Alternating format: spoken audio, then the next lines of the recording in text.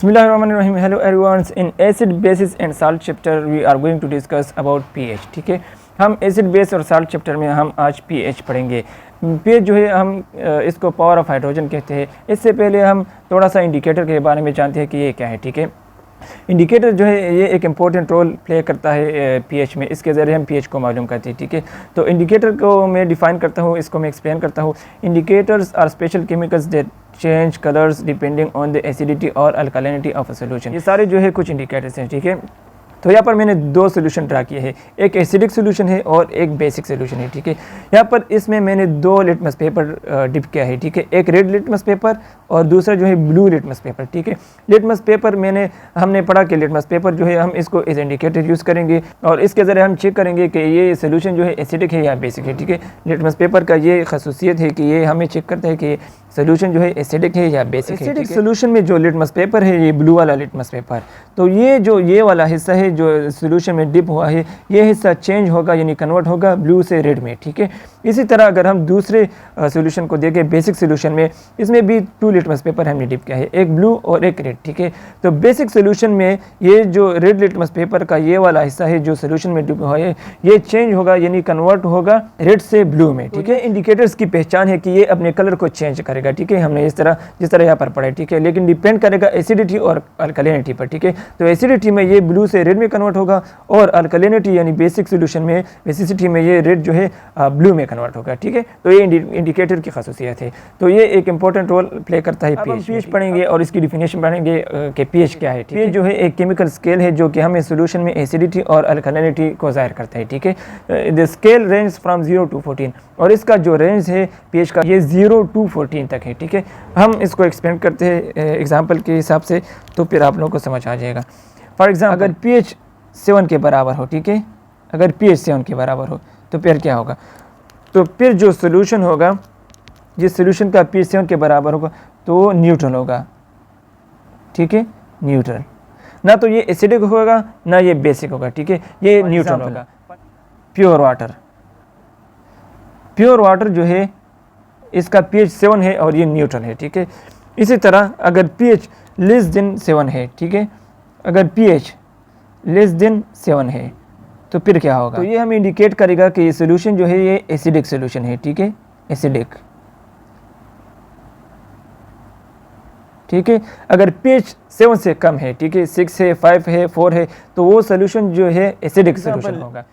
Lemon juice जो है इसका पीएच आई थिंक लगभग 2 है। ठीक है, इसका पीएच 2 है, तो ये जो है 7 से लेस देन है तो ये एसिडिक है। ठीक है, इसी तरह अगर pH ग्रेटर देन 7 हो, pH ग्रेटर देन 7 हो तो फिर वो सोल्यूशन कौन सा सोल्यूशन होगा, वो सोल्यूशन जो है अल्कलाइन या बेसिक सोल्यूशन होगा।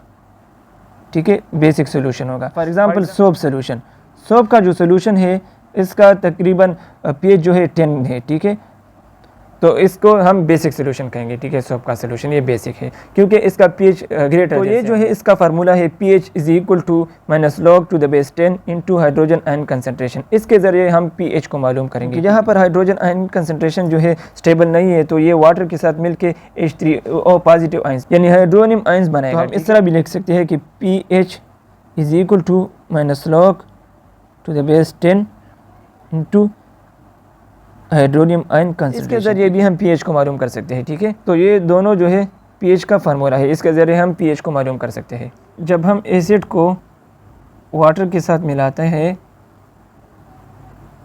तो ये हमें H3O पॉजिटिव आयंस देता है। ठीक है, तो जब H3O पॉजिटिव आयंस की कंसंट्रेशन ज़्यादा होता है, ठीक है, जब इसकी कंसंट्रेशन ज़्यादा होती है तो OH नेगेटिव की कंसंट्रेशन जो है ये डिक्रीज़ होता है। ठीक है, जब ये इंक्रीज़ होता है तो ये डेफिनेटली ये डिक्रीज़ होता है। ठीक है, तो इसका मतलब ये हो गया कि वो सोल्यूशन जो है ये सोल्यूशन जिसमें H3O पॉजिटिव आयंस की कंसंट्रेशन ज़्यादा होते हैं तो वो सोल्यूशन जो है एसिडिक सोल्यूशन होगा। ठीक है, इसी तरह अगर हम बेस को वाटर के साथ मिलाए, ठीक है, तो ये क्या देता है हमें, तो इसमें जो OH आयंस की कंसंट्रेशन है वो इंक्रीज़ होगा और इसी तरह H3O पॉजिटिव आयंस की कंसंट्रेशन जो है वो डिक्रीज़ होगा। ठीक है, तो हम कह सकते हैं कि ये सोल्यूशन जो है ये बेसिक या अल्कलाइन होगा, बेसिक सोल्यूशन होगा या अल्कलाइन सोल्यूशन होगा, ठीक है, अल्कलाइन। तो पीएच जो है H3O पॉजिटिव आयंस पर डिपेंड करता है, ठीक है। जब H3O पॉजिटिव आयंस इसकी कंसंट्रेशन ज़्यादा होती है सोल्यूशन में, तो वो सोल्यूशन जो है एसिडिक होगा, ठीक है। इसी तरह जब H3O पॉजिटिव आयंस की कंसंट्रेशन कम होती है तो वो सोल्यूशन जो है वो बेसिक या अल्कलाइन सोल्यूशन होगा, ठीक है। तो ये पीएच जो है डिपेंड करता है H3O पॉजिटिव आयंस कंसंट्रेशन पर, ठीक है। तो ये चार्ट मैंने बनाया है, ये पीएच है 1 से लेकर 14 तक, ठीक है। इसमें 7 जो है ये न्यूट्रल है, जो कि इसमें आता है प्योर वाटर, ठीक है। बाकी 1 से लेकर 6 तक जो है ये एसिड्स में आएगा। स्टमक एसिड, इसका pH 1 है, लेमन का pH 2 है, इसी तरह ग्रेप्स का 3 है एंड सो ऑन, ठीक है। और न्यूट्रल से आगे जो है 8 से लेकर 14 तक ये बेसिस में आएगा। ये हो गया बेकिंग सोडा, हो गया सोप, हो गया, इसका pH अलग अलग मैंने यहाँ पर मेंशन किया है, ठीक है। तो अगर हम बात करें ह्यूमन ब्लड की, ह्यूमन ब्लड, इसका जो pH है वो 7.41 है, ठीक है। तो ये तो 7 से अबव है ना, 7 से अबव है, लेकिन थोड़ा सा अबव है, ना 8 है ना 7 है, ठीक है। तो हम कह सकते हैं कि ये अल्कलाइन है, ठीक है। अल्कलाइन है लेकिन स्लाइटली अल्कलाइन है, स्लाइटली, थोड़ा सा अल्कलाइन है, ठीक है। तो ये थी आज की लेक्चर। अगर वीडियो अच्छी लगी तो लाइक करें और चैनल को सब्सक्राइब करना ना भूलिए। हमारे साथ रहे, तब तक जी इजाज़त, अल्लाह हाफिज़।